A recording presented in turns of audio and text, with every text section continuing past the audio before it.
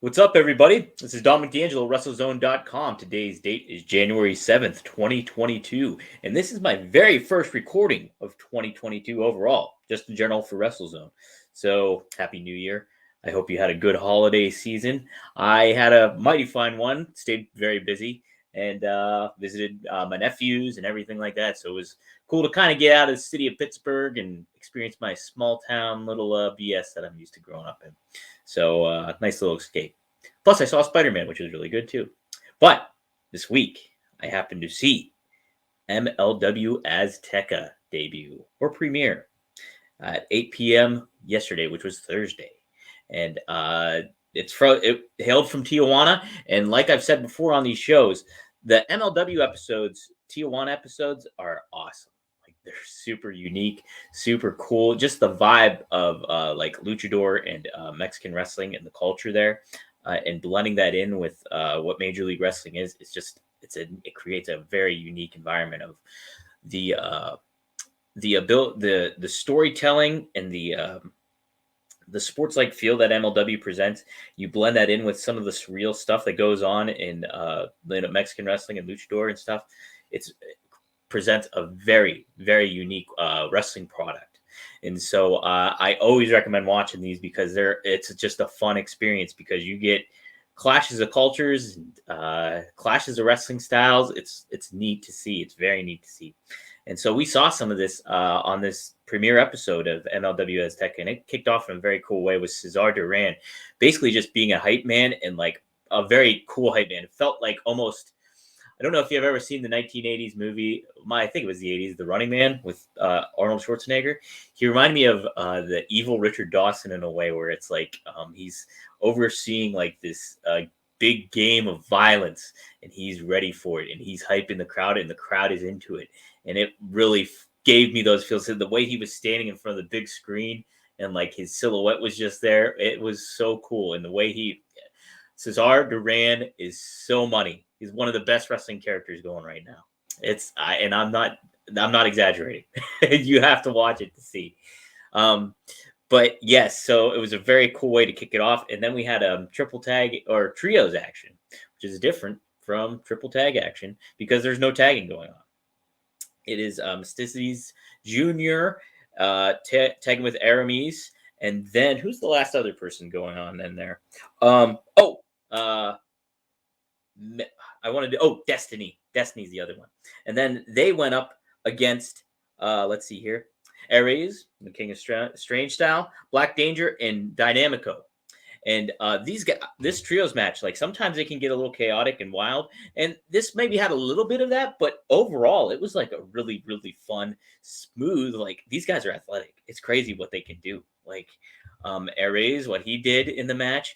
Dynamico, he did like this huge ass moonsault, kept his fitted hat on. It was wild.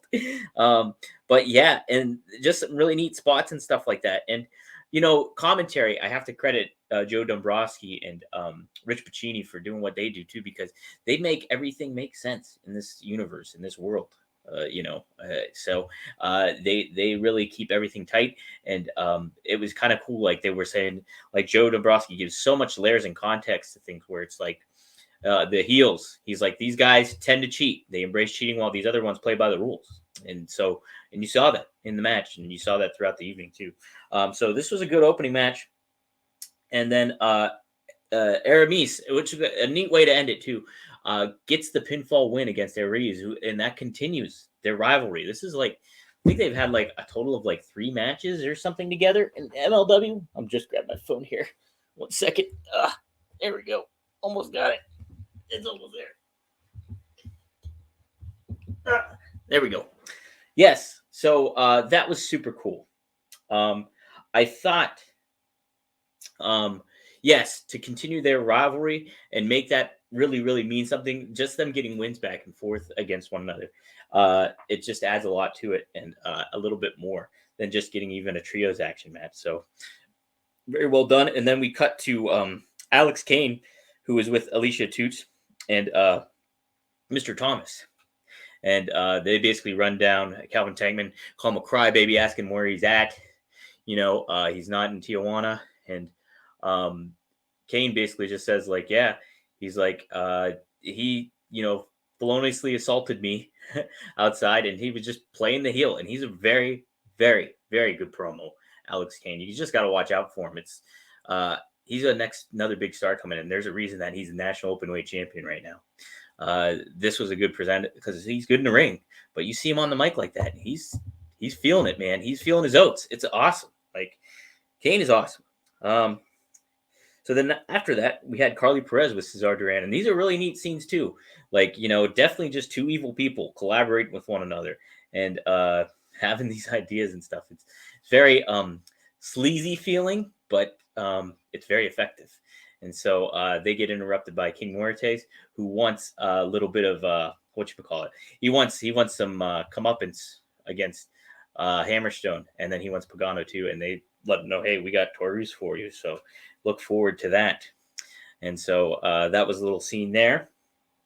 Then we had Richard Holiday versus Psycho Clown. And when I talk about like the different, clashes of styles, this was one of them. And even I think it was Joe Dombrowski made note of it, was that it was ended up being like that there was, Alicia Toot came out with Holiday, and Holiday made note that or not Holiday, but they made note that like, hey, what are you doing out here exactly? Are you with him? Like, Rich Pacini just asked flat out, are you with him, or what's going on here? And I'm like, no, but I am kind of rooting for him and stuff like that. And so there was a lot of that happening. And so it ended up being like a pretty neat match, because you looked Psycho Clown, he's like more of a brawler, while Holiday, he can get real technical, but he can also like fight and things like that too. And it's just like different personalities too, just a clash of personalities. And so this was a really fun match. They ended in a really good manner where it's like a Toot gets pulled away by a henchman, like a Azteca henchman of Cesar Duran's, and ends up being Holiday's concerned about her, and he gets Psycho Clown comes up and gives him a Spanish fly off the top, and then gets the 1-2-3, gets the win against him, and then Holiday goes to the back. So Holiday doesn't lose anything from suffering the defeat besides the loss, but they just furthers the storyline. So, and then Psycho Clown, who's a big star, you can tell that's very evident when he came out. Like, he took his time getting to the ring, interact with fans. He's super over. Kids all over wearing Psycho Clown masks. He's playing Three Dog Night, The Show Must Go On, which is an awesome tune. Can't beat that. So there's all that going on. And it was a good second match that was different from the opener, but still created, furthered everything along. And, there's not a filler happening in MLW. There just isn't. There's like reasons that things are being done, and it doesn't be like, okay, where's, there's always some sort of tie. They tie it up at the end, whether it's like something small or something big, it's still there. And and this was like just a good way to further the storyline going, and just in a completely different environment than what we're seeing, like, when MLW's like in the States in comparison to the, Mexico and stuff like that. So following that, by the way, I'm just following my results that I wrote up on MLW.com. If you want to take a look, they are also up. Those very same results are also up on WrestleZone.com. So take a look at either one of those, and hopefully you'll enjoy it. So we get to 5150, and they cut, oh my gosh, Danny Limelight Rivera, awesome. I spoke about Kane's promo ability. Danny Limelight's another one. It's just, boom, you feel like the authenticity with him, and you can tell he says so much shit that you're like, it's like walking an edge of like, damn, that's cutting. And that's like, he says some badass shit that's like really pushes the edge. This is, thankfully it's on YouTube, because this would not be able to air on television, but it's such good heel work. And he's just like digging into the Von Erichs and saying all this shit, and like tying it into their 40-year absence of not winning a world title in Dallas and stuff like that. He does a very, very good job. The 5150 is such an edgy, cool tag team, heel tag team. And so it's going to be a really neat dynamic between them and the Von Erichs. And we, and appropriately enough, we see the Von Erichs come on after this show, after this segment, and they cut a promo with Kevin. Kevin Von Erich. And it's cool that Kevin ties things in too. He's like, listen, you don't want to fight their style. You fight your style and don't change from that and stuff like that. So he's giving them tips and everything while they're like training at night in Hawaii and everything. And so really cool stuff that really keeps that family dynamic of the Von Erichs going, and makes them baby faces too, because they're just working hard and they're just going to, hopefully prove 5150 wrong when it comes down to Dallas. That's going to be a historic night down in Dallas. Obviously with the Von Erichs being there, but they got some cool stuff going on. Roxy's making her debut against Miranda Gordy. So there's a lot of historical ties with this Dallas show that's coming up on January 21st. So yeah, take a look at that. I'm excited for it for sure. Coming up next after that happened to be, oh yes. So backstage, Holiday confronts Duran and he's pissed, obviously. He's like, hey, where's Alicia? That's bullshit, all that kind of stuff. And Duran's like, oh, she's in the locker room. She's much safer there than she would have been out there. That's why I took her away. You don't know what Psycho Clown's going to do. Holiday sees through his bullshit. But all of a sudden, he pulls Duran has this crooked cop with him, and he takes him to the police station. So he gets Holiday out of the equation, which we'll see later on. The main event, what happens. And main event is right now. And it is an Apocalypto match between King Mortes tagging up with Taurus. That's right, Taurus, against Pagano and Alex Hammerstone. And so, really, again, another clash of styles here by pairing Hammerstone with Pagano. Two totally different looking people. Pagano's very much like he's got the clown paint, but he's got that Raven feel, of like this extreme wrestler. And he's over. He's big time over too in Mexico. So, and this match was great, like for what it was. Again, different from what we saw earlier in the evening. And not tables, but boards, floorboards being used, chairs, weapons, all sorts of weapons, stuff like that. Really fun. And then there was moments, I forgot to mention this in the Psycho Clown match, like the slow counting. That's part of like the Mexican wrestling culture, slow counting. And they called upon that too. And they were like, hey, Duran's up to something on that. And so that it all really adds to the difference of what you're seeing from the American wrestling product when you bring it down here in Mexico. So yeah, just neat. But anyways, this match, I liked it a lot. Showcased Hammer very well, showcased Pagano very well too, I thought. And Mil Mortes is he's smooth. He's able to do some pretty badass shit as well. Mortes is one of my favorite fighters going today. And then Taurus, who I'm thinking is super underutilized in Impact Wrestling. I think there's a lot that you can work with him. MLW worked with him before when they were in Dallas. And like that was the first time I really saw him, and I was like, "Damn, this guy's good! Like, he's creepy and he's good." Like, so I don't know why he's not utilized more in Impact Wrestling. It just boggles my mind. He's like just like lower mid card guy that's like, puts people over. It's like use more with him. He's creepy. Do something. But they did something here with him in the main event, and ultimately it was Hammerstone who ended up putting Mortes down with the Nightmare Pendulum for the finish. And who comes out at the end but Duran? Stands at the top of the stage like he did at the beginning of the show, but does this. And then here, Pagano turns on Alex Hammerstone, attacks him, and it's a 3-on-1 beatdown of Hammerstone. And Duran's loving it. He sends out more henchmen, and here they carry Hammerstone off. And we don't know what happens to him, but there is a report on MLW.com that he was last sighted being put into a van. So what's going to happen? What's next? It's we have MLW Azteca next week, I believe, too. So yeah, we do. And so we don't know the status of Alex Hammerstone going on. We do know that he did sign a long-term contract via courtesy of Fightful. Says that he's there for through 2023. So Hammer's the man. I believe he said something to the effect, I did transcribe some of it, but no, I did not. I just used it off of Fightful. But anyways, he said something to the effect of, hey, there wasn't, I didn't have to make a decision because I knew I wanted to stay here. He's like, but Hammerstone knows of his leverage in wrestling. He knows he's becoming a bigger star.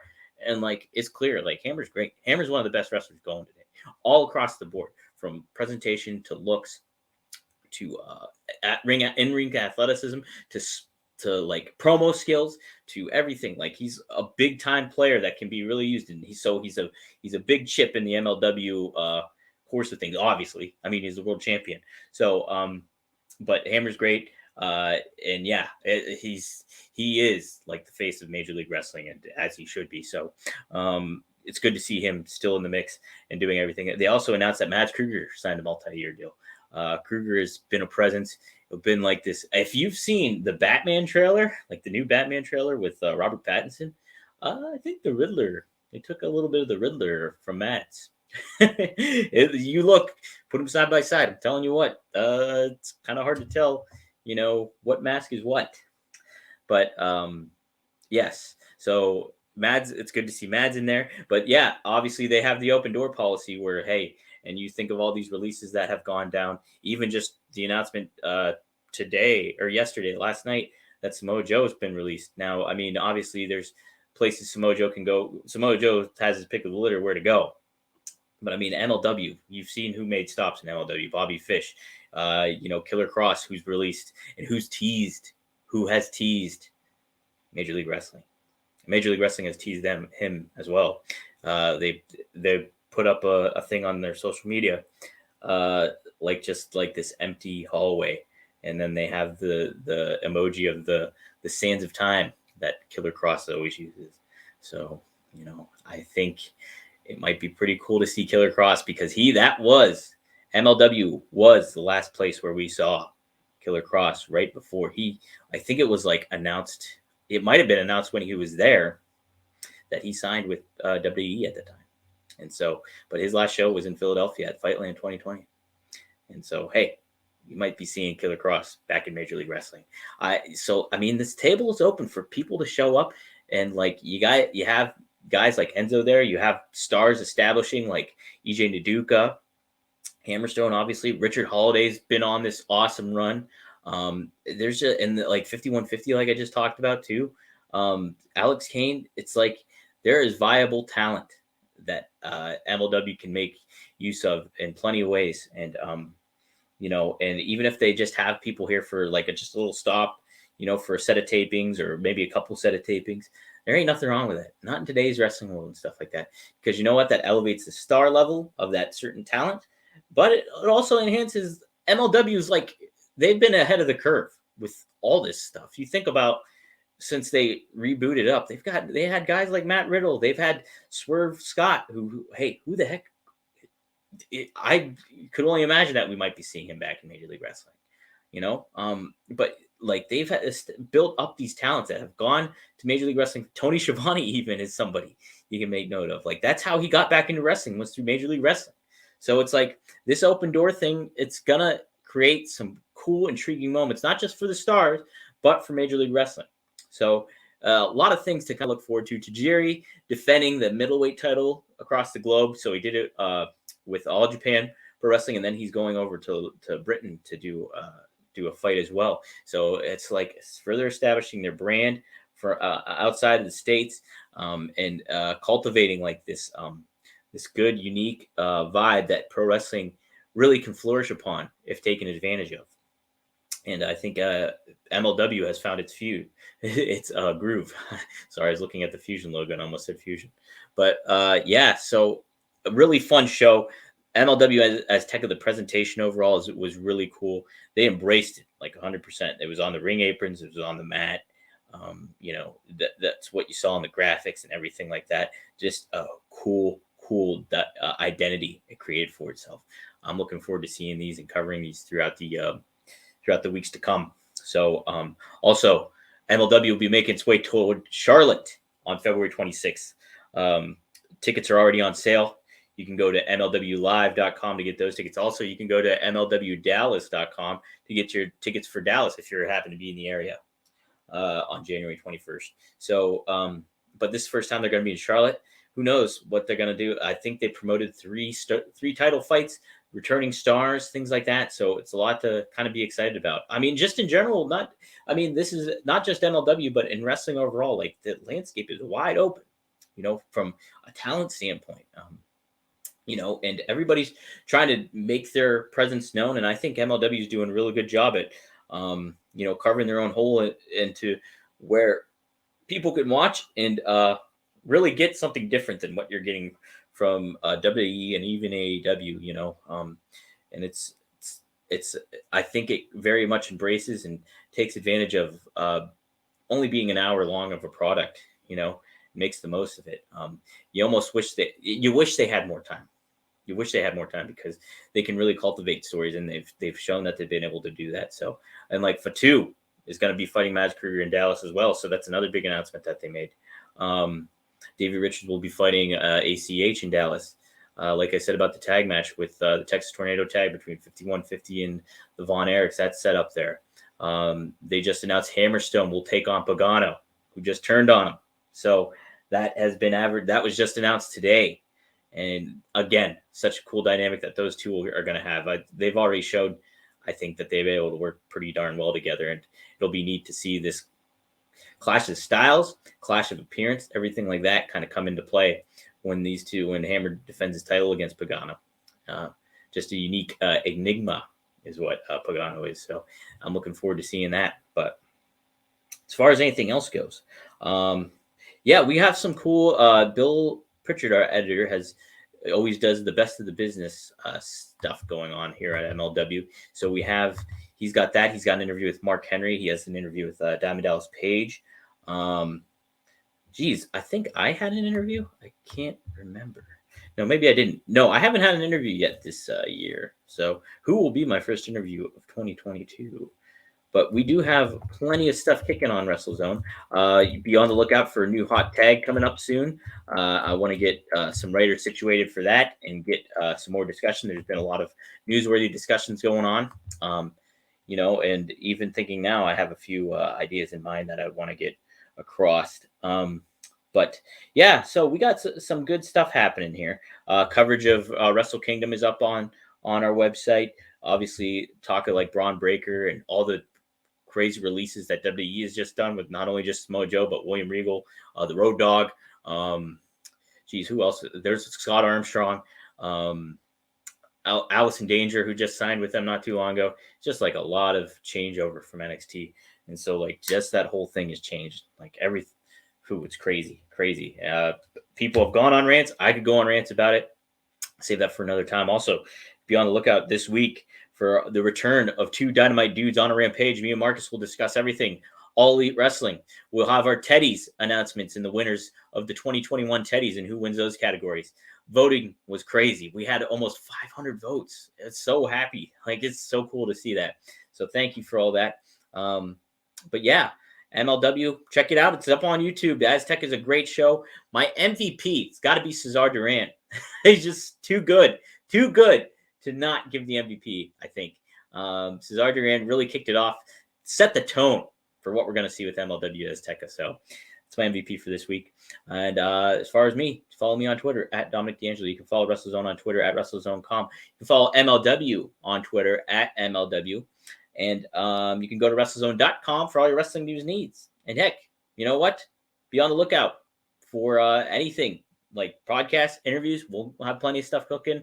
I got some ideas in mind that I want to execute here in 2022 and keep things cooking all the time. So, all right, guys, thanks for tuning in. I'll see you next time on the MLW Fusion Fight Report.